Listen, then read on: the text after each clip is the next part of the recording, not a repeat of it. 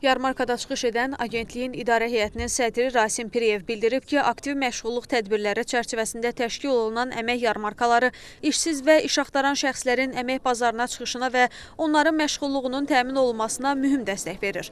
O qeyd edib ki, əmək yarmarkası dövlət və özəl qurumların nümayəndələrinin ixtisaslı kadrlara olan ehtiyaclarının qısa zamanda ödənilməsi baxımından da faydalıdır.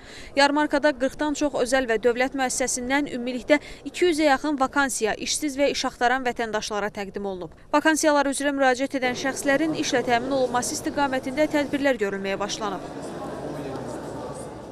Əmək yarmarkalarının keçirilməsində əsas məqsəd işə götürənlərlə iş axtaranları eyni platformada görüşdürərək onların işə götürənlərin kadr tələbatını ödəmək, həmçinin iş axtaran şəxslərin işə götürənlərlə birbaşa təmas yaratması vasitəsilə məşğulluğunun təmin olunmasına birbaşa dəstək xidmətlərinin göstərilməsidir. Gördüyünüz kimi iş axtaranlar stendlərə yaxınlaşaraq müəssisələrin iş fəaliyyəti ilə tanış olurlar. Daha sonra CV-lərini təqdim edib iş üçün müraciət edirlər. Onu da qeyd edeyim ki, hazırda burada 40-dan çox müəssisə və 200-dən artıq vakansiya var. Bu da o deməkdir ki, Naxçıvan Muxtar Respublikasında iş axtaran bir çox insan bugün işlə təmin olunacaq.